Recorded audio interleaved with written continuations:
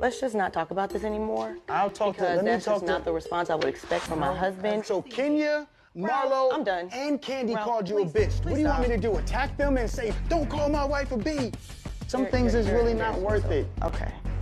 What in the motherfucking world? Hey guys, welcome back to my channel. It's your girl, the Brooke Ashley, and today we are here to discuss The Real Housewives of Atlanta, Season 15, season finale. And before we get started, let me just say, a lot went down. And honestly, I feel like in terms of the whole Drew and Ralph divorce drama, I actually wish that we got a separate episode dealing with that. I feel like we were cheated because all season long they've been teasing all the mess between Drew and Ralph, and for us to only see 15 minutes of it, I was like, I guess. Now, Courtney, I don't ever want to see her again. What she said at the tail end was disgusting, and like I said, she wants to be on this show badly, and it shows. I have not been this ready for a reunion in quite some time.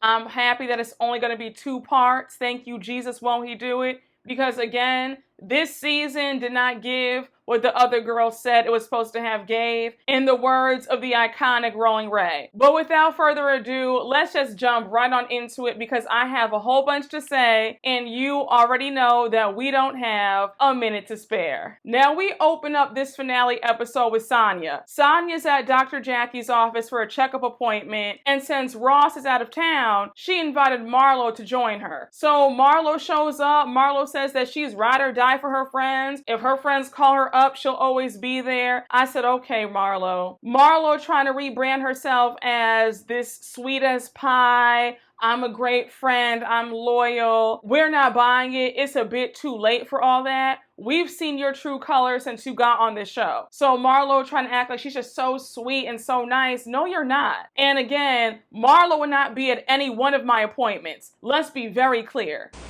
No.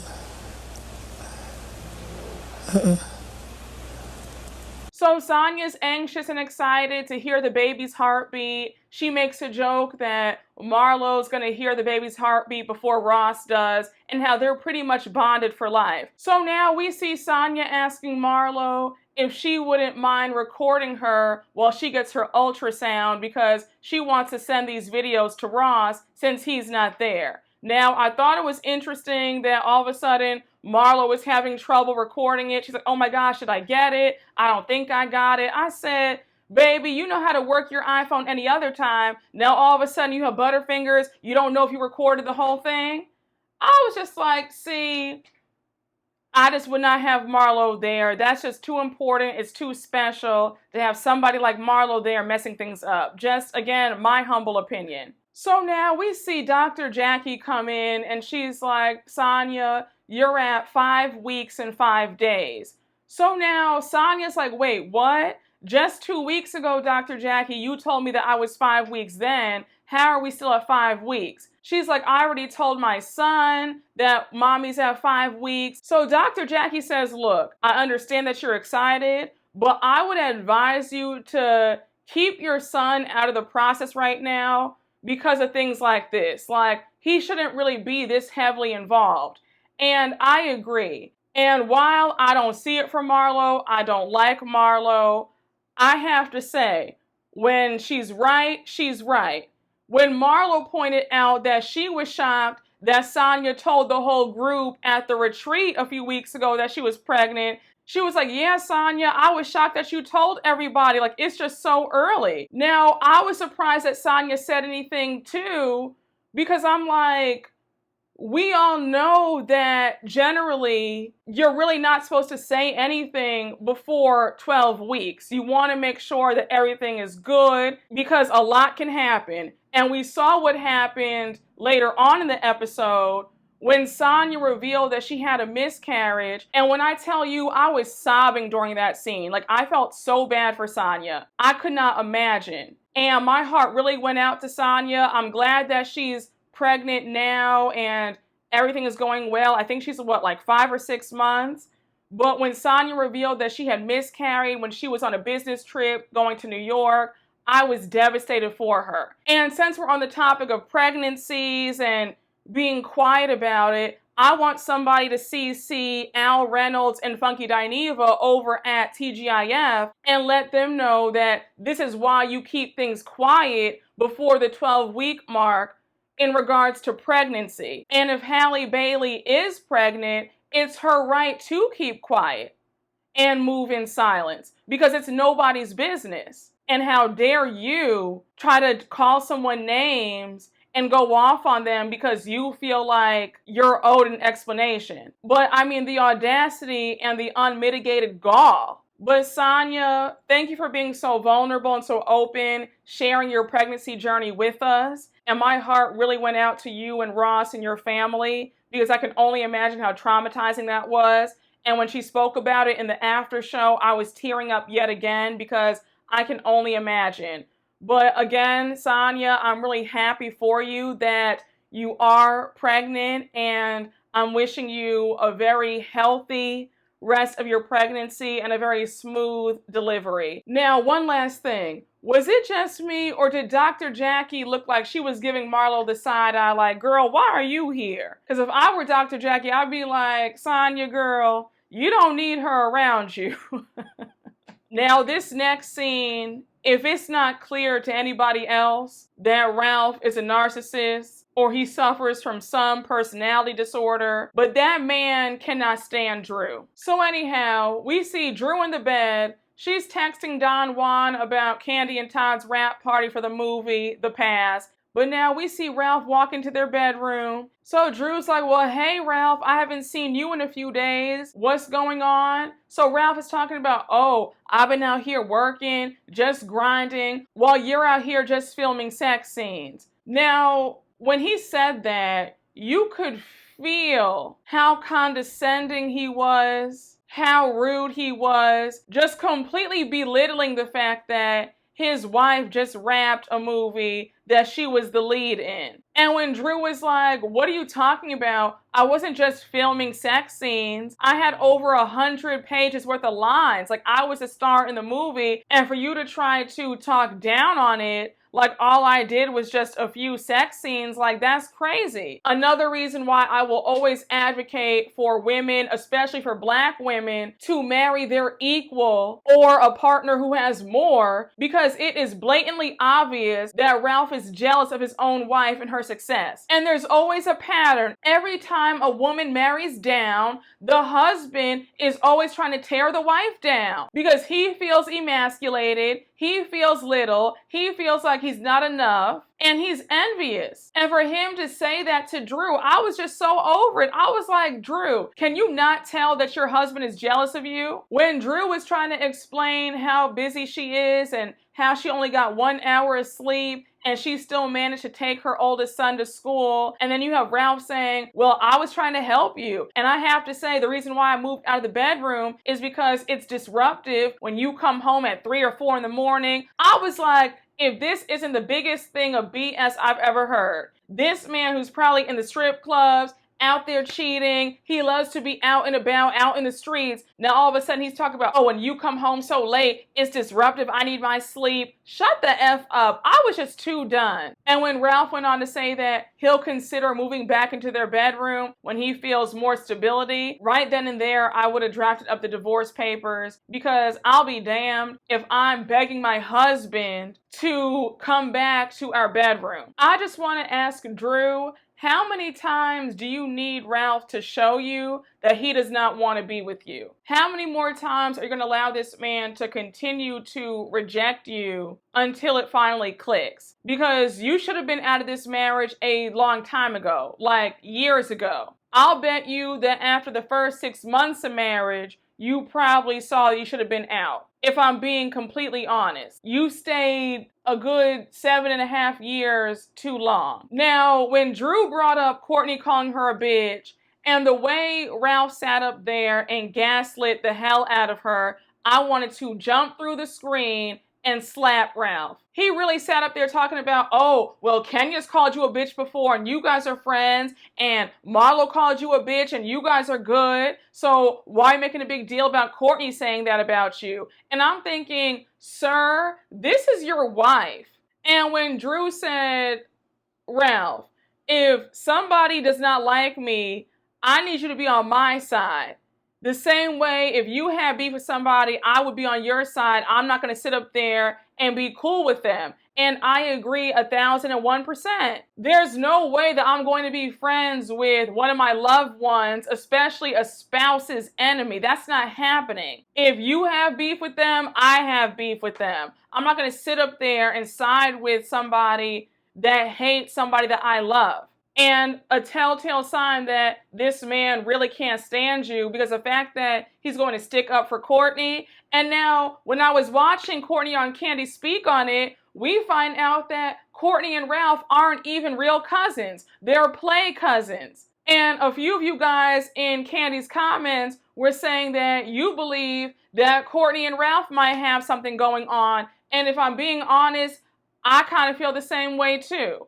Because she's a bit too invested in the downfall of their marriage and trying to betray Drew. It's just very weird behavior. And there's definitely a side eye for me when we start talking about all these play cousins past a certain age. I really felt bad for Drew. When she stormed out the room, she was really hurt. She goes on to say that that's been her biggest issue in this marriage. She has never felt valued. And watching Ralph sitting there with that smirk on his face, I just said, you could tell that he really gets off on making Drew's life a living hell. And what's even sadder is the fact that once their divorce is finalized, the fact that there are going to be a line of women wrapped around the block for Ralph, knowing that he's good and crazy, that's the saddest part of it all. Now, as I was watching Drew in the kitchen and she's visibly upset, her sister Allison is checking on her. She's like, are you okay? What happened? And just reading everybody's body language, you could tell Allison was like, girl, I told you to leave this man a long time ago. And it all makes sense now why Allison was banned from their household,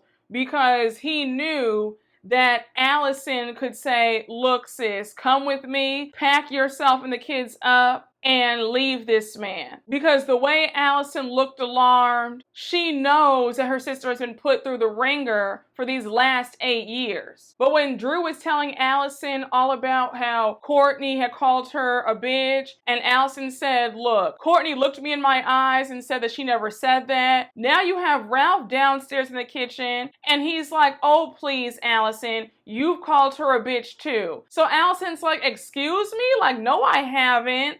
And the way Ralph went into that kitchen, his whole vibe was off. I was just like, why are you here? You clearly don't like your wife. You don't like your sister-in-law. So just leave the house. But I didn't like the way he just came into the kitchen yelling and talking all loud. I didn't like that. I love how Allison rides hard for her sister. She was like, look, if my sister does not want to be called banana, don't call her that. Period, point blank. At this point, we see Drew having a meltdown. She's asking for production to take her mic off. She's crying. You have Ralph still gaslighting her. He's like, I just don't understand why you're crying. So now she runs upstairs, and now you have Allison pretty much ripping Ralph a new asshole. She's like, what's wrong with you? Why would you say that? So now she runs upstairs trying to check on her sister, and I just said, Ralph, it would have been me throwing your bags out the window. You would have had no choice but to vacate our home, because that would have been the final straw. That man is evil. I don't care what anybody says. I'm seeing a lot of people saying, well, Drew isn't innocent either. And listen, we all know that Drew has a lot of stuff with her. However, Ralph is crazy, and he gaslights the hell out of his wife. He does not like her. He literally cannot stand her, and he gets off on making her life a living hell. Allison is a lot better than me, because I probably would have gone upside Ralph's head with one of those pans, because I'll be damned if I sit up here and watch my sister being treated any sort of raggedy way by this raggedy ass man. The cameras would have caught Ralph on the floor, slumped over with a big knot on his head. Now, this short scene with Sheree and her oldest daughter, Tiara, not a whole lot happened, but they're in the car running some errands. And you have Sheree discussing how she's not trying to get surgery for her fibroids. She wants to do it the holistic way. And I was thinking, now, you want to take the holistic route for your fibroids, but yet you want to continue to get surgery on your face. And don't get me wrong, I am here for plastic surgery. Like, there is nothing wrong with a nip or a tuck.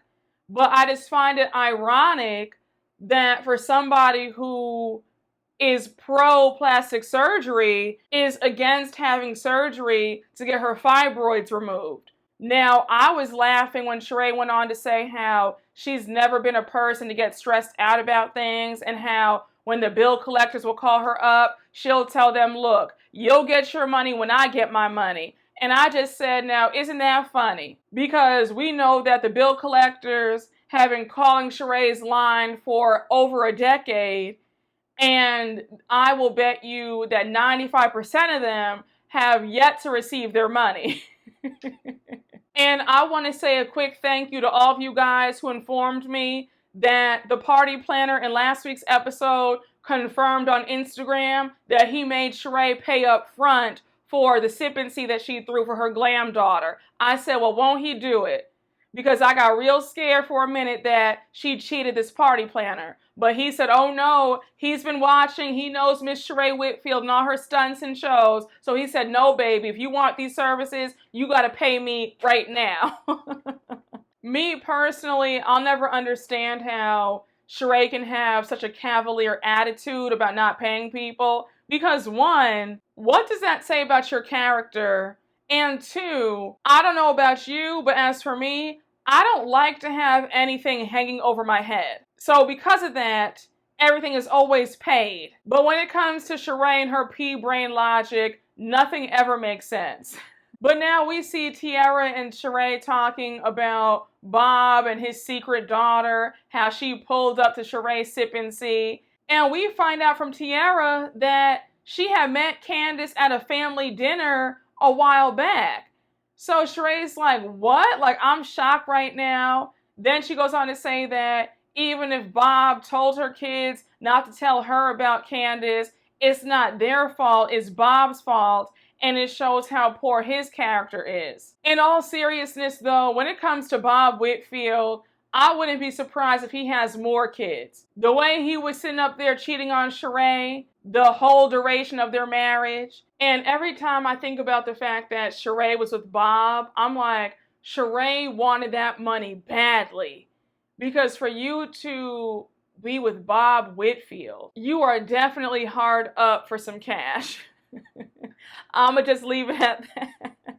So now we jump to the next scene and we see Kenya at home, and she's with her adorable daughter Brooklyn, and her father is visiting. Now we all remember Kenya saying earlier this season that Brooklyn had just met her father for the first time that year, and she says that it's because her and her dad have had a very rocky relationship, but they're working on it, and she's happy that Brooklyn is now meeting her grandfather. Now, I thought it was so cute when Kenya's dad was like, can I sit next to you, Brooklyn? And she was like, well, I want mommy to sit next to me because I'm shy.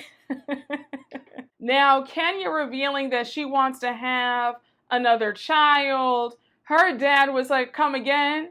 He said, what are you talking about? So now he reminds Kenya of the fact that she almost died the first time around when she had Brooklyn. I watched Kenya on the after show. She talked about it more at length about how her delivery was really scary. She had to have a C-section. She lost a lot of blood, and she felt like she died on the table. So the fact that she went through all that, a surrogate is her best bet. Period, point blank. And then, of course, Mark gets brought up in the conversation. She's like, look, even though we both signed the contracts that I would legally own the embryos, I don't know what his reaction will be. It's still a gamble. I just said, Kenya, going forward, keep your mouth shut. I honestly would not have told anybody about my plans of trying to expand my family. Again, I'm a huge believer in not talking about things before they're done. And especially when it comes to things like this, you're already in this legal battle with your ex who won't grant you this divorce. So why make things worse for yourself by announcing your plans to have another child?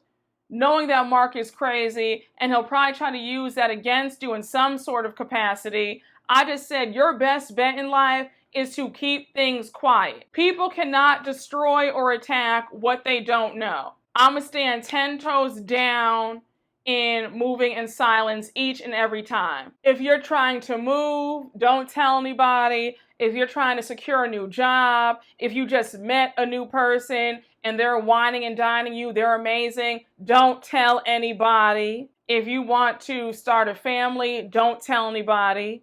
Again, y'all, it might sound extreme, but I'm here to tell you, the minute you open your mouth prematurely, that's when everything goes to shit and it doesn't work out. And I'm going to have to do a whole standalone video about that. We could be here for hours. But I am the biggest proponent of keeping your mouth shut until you have accomplished and secured the bag. That's why some of y'all's love lives aren't going well, because you tell your friends about everybody that you just met.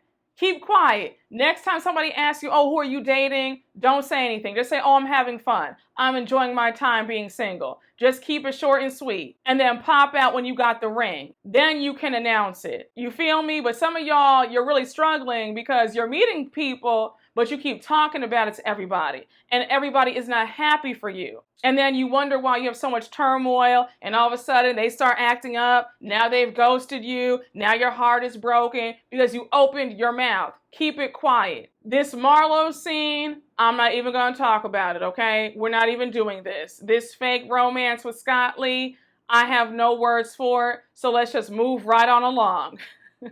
Now, this next scene with Drew and Ralph at marriage counseling with Dr. Ken, when Drew said that they need this counseling because they're fighting at this point for their marriage to work, I said, Drew, are you delusional? The only person still fighting for this marriage is you. Ralph checked out years ago. He has made it clear that he is not invested in this marriage. He's not invested in working this out. He does not care. The psychosis really jumped out when Ralph really said that he's been working on himself. And Dr. Ken and Drew were both confused, like, how so? I would have left this session after the first 5 minutes. Ralph was on BS the moment they sat down. When Drew brought up how Ralph moved out of their bedroom while she was filming the movie, and he's talking about, oh, I felt liberated. And I was just like, what are we doing at this point? He is literally saying out of his mouth that he feels liberated being in a separate room from his wife. I don't know how much plainer he can say it that he does not like you. Ralph trying to be funny, saying that he moved out of the bedroom so that they could both be comfortable because he likes the heat up at 82 and Drew likes it cold at like 68.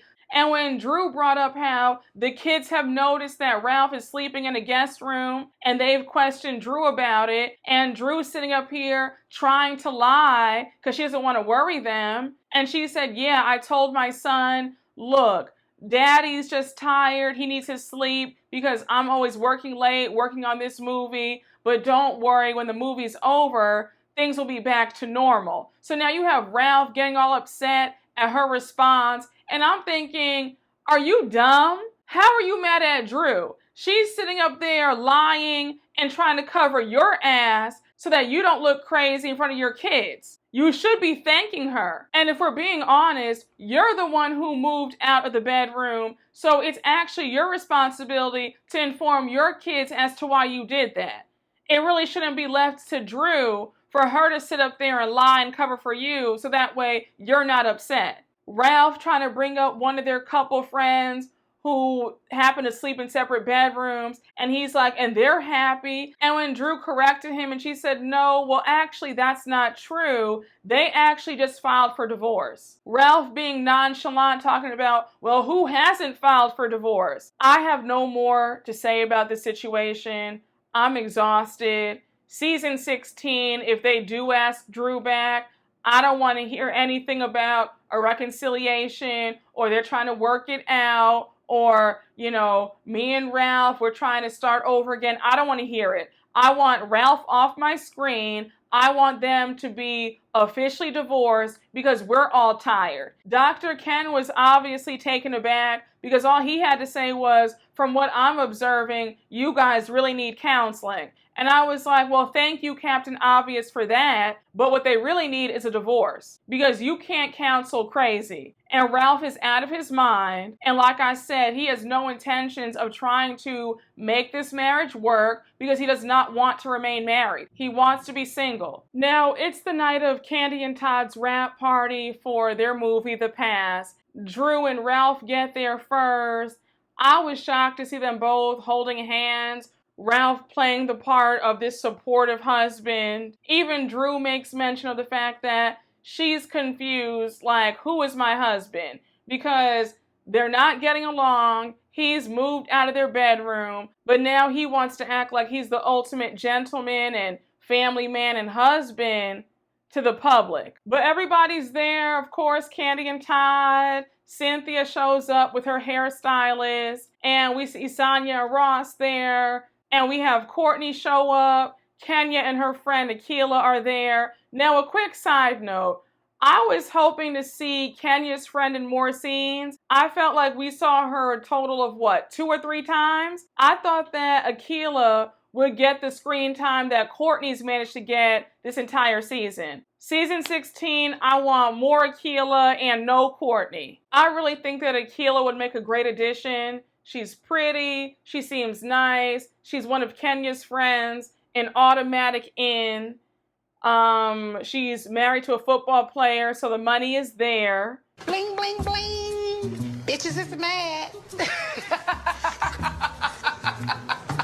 And we also see Drew's friend, Ty Young, there. Now, if you don't know who Ty Young is, she used to be engaged to Mimi Faust from Love and Hip Hop Atlanta, Stevie J's ex. And we all see later on in this episode that there were some rumors about Drew and Ty hooking up. Now, when Courtney showed up, we already know that Courtney is always going to be on some BS because she wants camera time.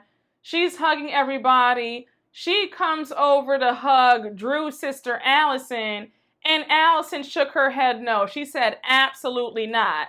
I was here for it. I'm just like Allison. If you and I don't get along, don't even come near me. I'm not doing this fake stuff. Just leave me alone.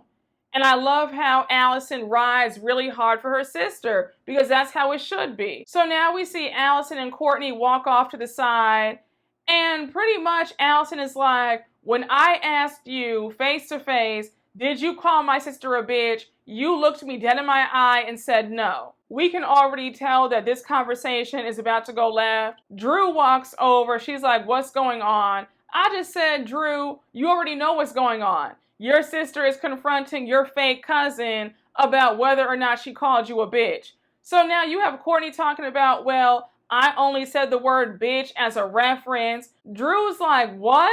The way Courtney was talking in circles, I was so checked out. And then when Courtney said, I'm only apologizing to Drew so that she'll shut up, I'm just like, Courtney, why can't you just admit that you're wrong? And I've noticed that Courtney has a very hard time admitting when she's wrong, because when she was on Kandi Speak on It, she still would not own up to the fact that she was dead ass wrong when she approached Kandi in the first episode. She was still trying to justify it and saying, well, no, because I had heard that you said that we were friends and that you didn't know me. And Kandi said very clearly, no, that's not what happened. I never said that. And it was just like, Courtney, just apologize and say, you know what, Kandi, I was wrong. I'm sorry. Honestly, if I were Allison or Drew, I wouldn't have gone over there with Courtney because Courtney just made no sense. The way I rolled my eyes so hard when Marlo showed up and when she tried to shade Kenya, talking about, oh, you see how I said hi to Kenya and I didn't even make eye contact with her because when you make eye contact with her,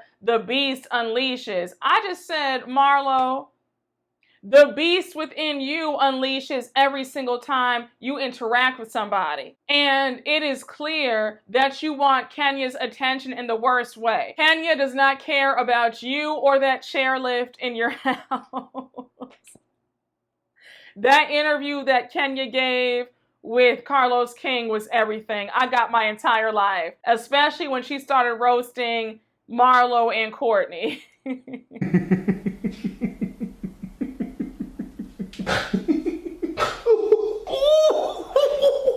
So now we see Shamia get on stage and the trailer for the movie premieres, and the trailer looked amazing. Everybody was impressed. Sanya was like, well, damn, like, okay, like, I gotta go see this. Now, when we saw Mama Joyce there, Kandi goes up to her and she's like, hey, Mom, what did you think about the trailer?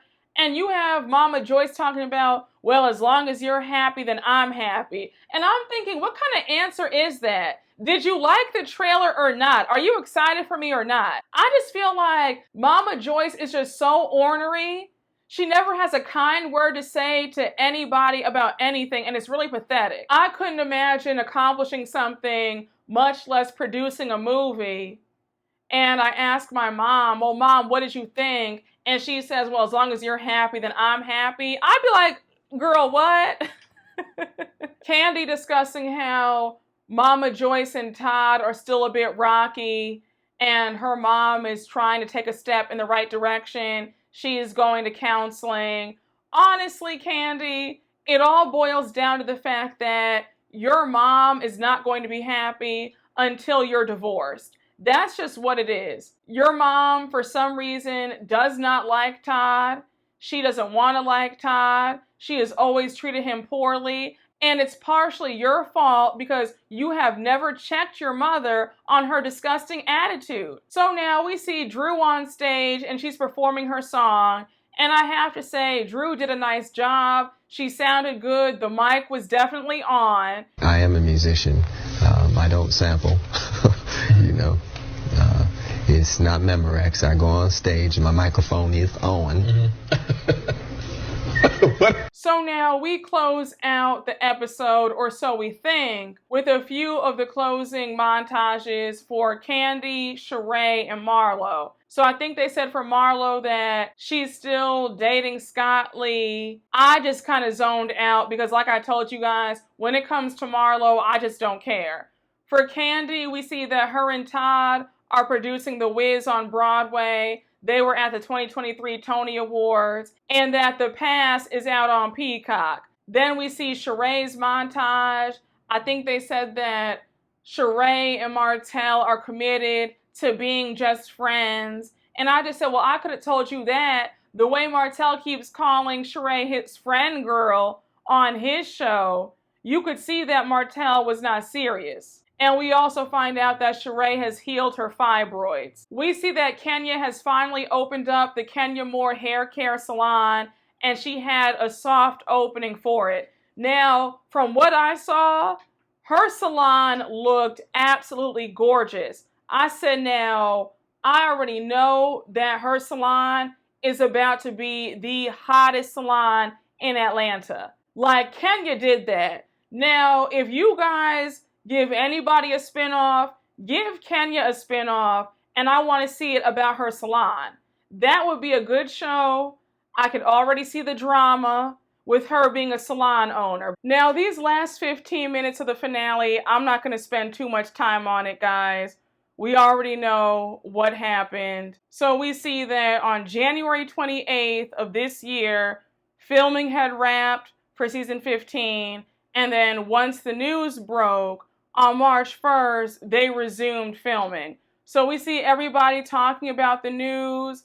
Sanya's telling Ross that she can't believe it. They seem to be in a great space. Of course, you see Marlo and Sheree on FaceTime. They're gossiping. Marlo's like, child, did you see the news? Well, the streets have been talking, and they say that Drew and Mimi Faust's ex-fiance Ty have been hanging out. So Sheree says that it's just so funny to her because 2 months ago in Portugal, Drew was doing all that talking about how she has never had a girl-on-girl encounter, but meanwhile back at the ranch, all these rumors about her having this lesbian affair are out. Now, I touched on this earlier, but I really would have liked a full episode with all the drama about the divorce, versus them cramming everything in 15 minutes. I just feel like we were pretty much cheated.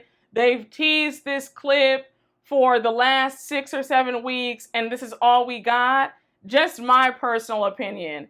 Now, we see that 5 days after Drew filed, she's getting ready for her interview, and we see that the day before, production interviewed Ralph. So they're like, hey, Ralph, is it true that you were cheating on Drew throughout the marriage?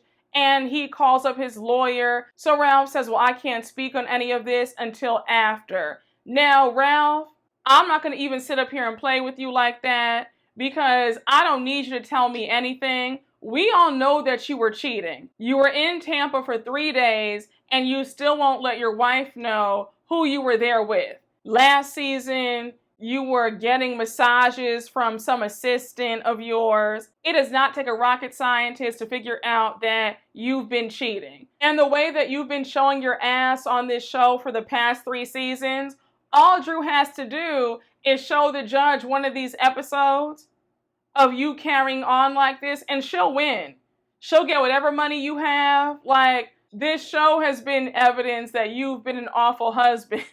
So now we flip right back to Drew getting ready for her interview, and we see Kenya FaceTime her. She's giving her some words of encouragement. The evolution of Kenya and Drew's friendship has been amazing to watch, because when Drew first came on this show, Kenya could not stand her. But I really do love the fact that Kenya really is being a great friend to Drew, and she really is making sure that Drew is okay. Now, mind you, as Drew is in her dressing room, getting ready for her interview, Sheree was just finishing up her interview.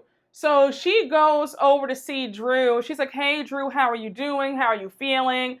I heard what happened. If you need anything, let me know. I'm here for you. I know that you and I haven't gotten off on the best foot, but I am here for you. Now, personally, I don't know if I'm a pessimist or if I'm just that petty, but I would not be believing anything that came out of Sheree's mouth. We all know that Sheree is not a friend to anybody, so I'd be a bit skeptical hearing Sheree say, if you need me, let me know, just call me, because honestly, I'd be thinking that Sheree only wants to hear my news so that she can go back and gossip about it to Marlo and Sanya. Because Sheree's track record when it comes to being an actual friend to somebody, she gets a failing grade. And if I were Drew, I wouldn't tell Sheree anything. Now, Drew does share that she would love for her mom to be with her right now, but her mom can't because her mom is back in Chicago watching over her dad. Now, we all remember that earlier on in this season, Drew revealed that her dad was very sick, and now we find out that his condition has worsened. He's stopped talking, and he's no longer eating. So now Sheree shares that her father just passed away 2 days ago from the very same condition. Now, while I have my issues and my gripes with Sheree, I have to say I did feel bad to hear that. You could tell that Sheree was visibly hurt. I thought it was touching when Drew stood up to hug her. She was like, oh my gosh, Sheree, I'm so sorry to hear that. Like, I'm just so sorry. Now, Sheree, I've said this multiple times. The fans want to see a vulnerable side of you. We actually want to see the side of you that has real human emotions. All of this BS that you give us with this fake persona, you're trying to be someone that you're not. We're tired of that. We've been over it since season 1. I would love to see the real Sheree Whitfield. I really would. So now we see Drew in the hot seat. It's time for her to begin her interview. And she's already emotional about it. She's like, I can't do this. I can't do this. And now we cut back to Ralph. And the producer is asking Ralph about Drew and Ty Young's relationship. So Ralph says that he can't discuss that right now. And I was just like, okay. So why'd you do this interview, Ralph, if you can't discuss anything? But now we see that around 8 p.m., while Drew's doing her interview, Mimi Faust posted on Instagram some very interesting screenshots alleging that there's been something going on between her ex-fiance Ty and Drew. So of course, the posts have gone viral. Everybody's talking about it. People are blowing up Drew's phone. And Drew's like, did this just happen? Like, did she just post this? So now Drew says that these rumors are a low reach. And she pretty much says that Ralph is behind these rumors about her and Ty. But she does admit that she did meet Ty on the set of Kandi's movie and they're friends. Now, Drew's body language and her tone of voice were both telling a different story. Drew, it's 2023. Nobody cares. I'm just not believing that there's nothing going on between you and Ty. I'm really not. I think that there is something going on. And I think that the fact that you're the daughter of a minister, I think that's the real reason why you're not being honest about anything, especially about that kiss that took place with you and LaToya in season 13 when you guys were in South Carolina. Now, when we see Courtney in her confessional, Courtney looked like she had won the jackpot. It is clear that that has been Courtney's dream, to have her own one-on-one confessional. She wants to be a full-time peach holder so badly. But you have Courtney spilling some tea about how Ralph told her that Drew has always been a good time and that Drew is bisexual. Courtney goes on to say that she knows for a fact that Drew has been visiting Ty, and now we see her talking to somebody off camera. And I said, Courtney, you're just so full of it because you knew that the camera was still on and you knew that you were mic'd up. I thought it was so vile of you to bring Drew's child in this conversation when you said, now we see why she wanted him to adopt her son so that she could maintain her gay lover relationship and that Ralph could keep paying the bills. Now, I just want to know, how would Drew expect Ralph to pay all the bills when Drew was the breadwinner? I'll wait. But regardless, the fact that you would bring up the whole adoption process with Drew's son and Ralph, that was disgusting. That had nothing to do with anything. You're just so desperate to have a moment. And I'm so glad that Kenya read you down when she did that interview with Carlos King the other day. She said that you're up there sleeping on people's couches, no money. You have paper clips trying to pose as a jewelry company. You're in this fake pseudo relationship with your baby's father. And I hope she continues to read you again and again and again. And you're going to always get it again and again and again. But y'all, we end the finale episode with us finding out that Drew and Ralph are still cohabitating in their house and they're co-parenting their kids. Now, Ralph needs to be out of that home. He needs to be in a hotel somewhere or be at one of his side pieces' houses.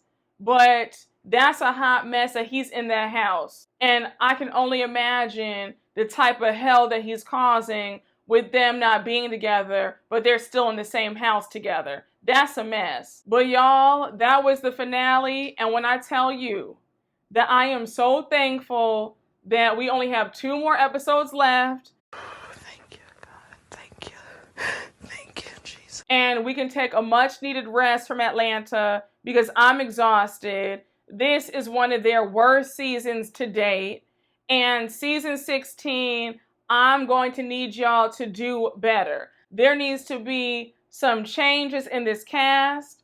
I'm going to need production to give us the personal stories. Finding out that they filmed a lot of Kenya's journey when it came to building her salon and they cut all that out. I would have loved to have seen that. I just feel like they showed us a lot of nonsense and they cut out the things that we actually wanted to see.